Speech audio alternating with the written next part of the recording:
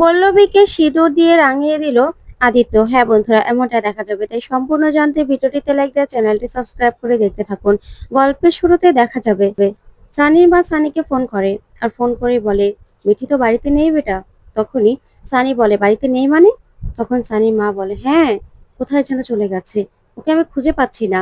অন্যদিকে মিঠি রাস্তা দিয়ে একা একা হাঁটছিল। ঠিক তখনই হঠাৎ করে গাড়ির নিচে পড়তে গেলেই আদিত্য মিঠিকে বাঁচিয়ে নেয়।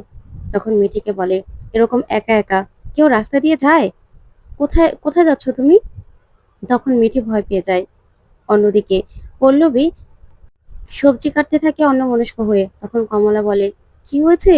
তুই বটির দিকে তাকিয়ে তো তারপরে কাটবি। তখন পল্লবী বলে, মা, মিঠির জন্য না আমার মনটা কেমন করছে। মিঠি ঠিক আছে তো? তখনই কমলা বলে, মিঠি ঠিক আছে পল্লবী, ও তোর বাড়ির লোকদের কাছেই আছে। তাহলে কেন ঠিক থাকবে না বলতো? তোর এই চিন্তাগুলো না এখন অনর্থক। তুই এসব চিন্তা করিস না মা, তাহলে তুইও ভালো থাকতে পারবি না, আর মিঠিও ভালো থাকবে না। তুই ওঠ, ওঠ, আমি কেটে নিচ্ছি। তারপর পল্লবীকে উঠিয়ে দেয়। ওদিকে তো মিঠিকে আদিত্য বলে, কি হয়েছে? তোমার বাবা মা কোথায়? তুমি কোথায় যাচ্ছ? তখন মিঠি কিছুই বলতে পারে না। তারপরে আদিত্য বলে, আচ্ছা, তোমার বাবা মা নিশ্চয়ই তোমার জন্য চিন্তা করছে, আর এরকম ভাবে একা একা রাস্তায় বেরিয়ে আসতে হয়? তখন মিঠি কাঁদতে থাকে। তারপর আদিত্য বলে, তোমাদের বাড়ি কোথায়? তুমি চিনো?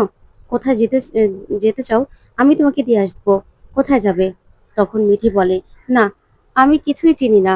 তখন আদিত্য বলে, তাহলে তোমার বাবা মাকে আমি খুঁজে পাবো কি করে? তখন মিঠি বলে, আমি আমার মাম্মামের কাছে যাব, আমার পল্লবী মায়ের কাছে যাব, আমাকে সেখানে দিয়ে এসো না।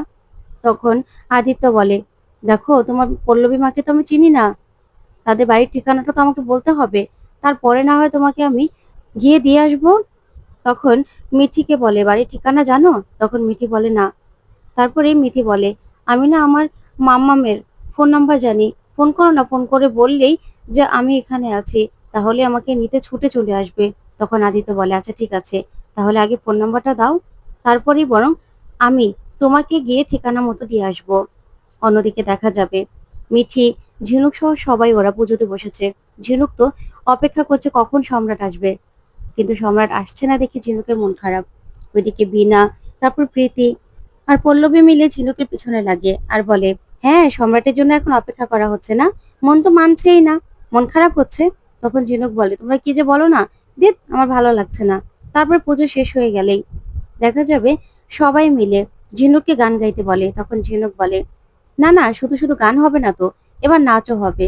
তখন সবাই মিলে একসঙ্গে নাচে গানে মেতে ওঠে, ভীষণ আনন্দ করতে থাকে। ঠিক তখনই সবাইকে ভোগ দিতে শুরু করে দেয়। আর ঝিনুক বলে, সম্রাট তুমি কোথায়? এখানে তো পুজো শেষ হয়ে ভোগও দেওয়া শুরু করে দিল।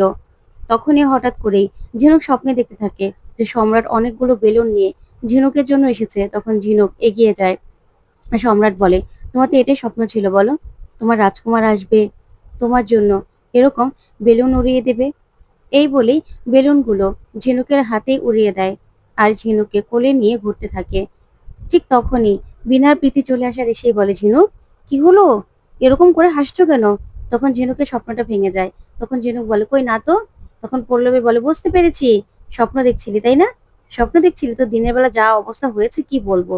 সম্রাটের জন্য তো তুই পুরো পাগল হয়ে যাচ্ছিস। তখন ঝিনুক বলে, দে, তোরা না পারিসও বটে, আমি না এসব ভালো লাগছে না। তখন কমলা বলে, ঝিনুক, তোকে দেখেও তো আমাদের ভালো লাগছে না। তখন ঝিনুক হাসতে থাকে। ওইদিকে তখনই আদিত্যকে ফোন নাম্বার দেয় মিঠি। তখন আদিত্য ফোন করে পল্লবীকে। তারপরে পল্লবীকে ফোন করলেই পল্লবীকে বলে, ম্যাডাম। তখন পল্লবী বলে, দেখুন, আমি না কোনো লোন টোন নেবো না, শুধু শুধু আমাকে ফোন টোন করবেন না তো।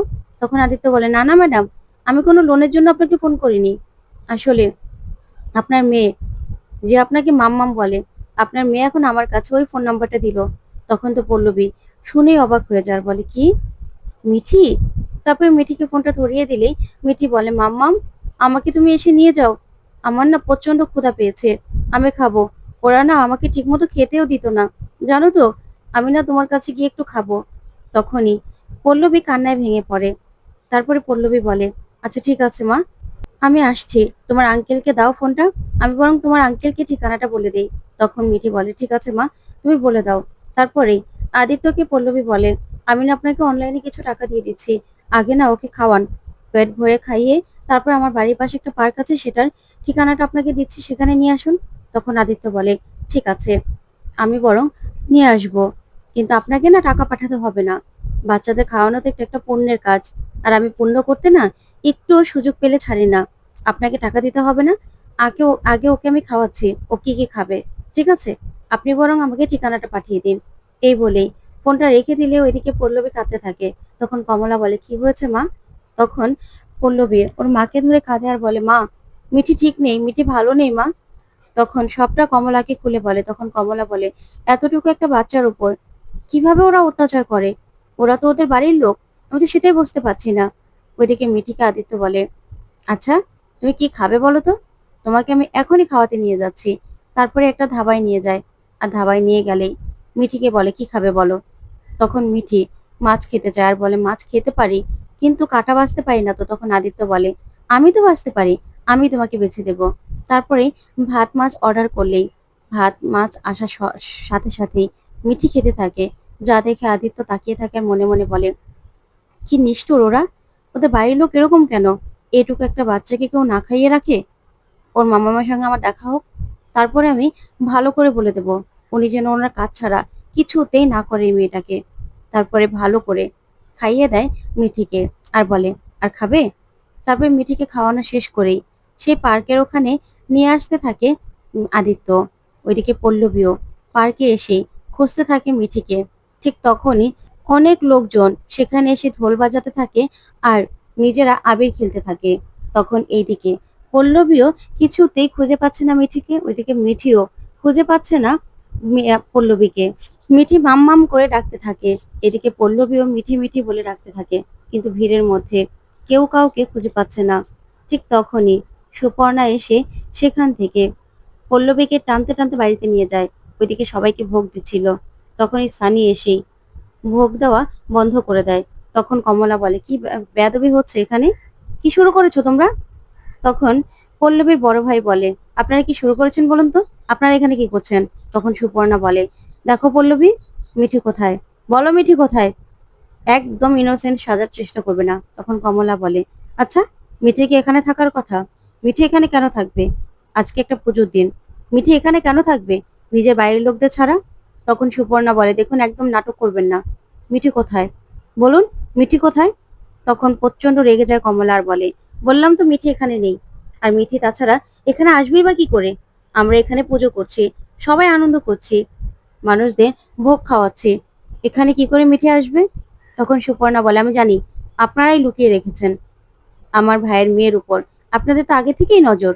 এই পল্লবী, ওকে দিয়ে আমার ভাইয়ের সম্পদ সব হাতাতে চায়, তাই তো?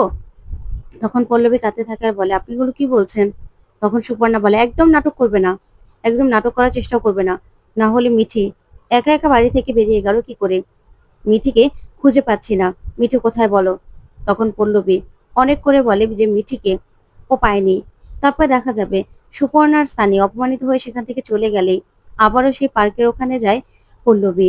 ঠিক তখনই সেখান থেকে লাল রঙের আবির এসে পড়ে পল্লবীর উপর, আর পল্লবীকে তখনই ধরে ফেলে আদিত্য। তারপরে দুজন দুজনের দিকে তাকিয়ে থাকে, দুজন দুজনকে দেখতে থাকে।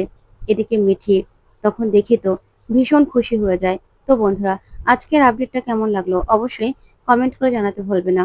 আর পরবর্তী আপডেট পেতে অবশ্যই চ্যানেলটি সাবস্ক্রাইব করে পাশে থাকা ছোট্ট বেল বাটনটি ক্লিক করে রাখবে। ধন্যবাদ।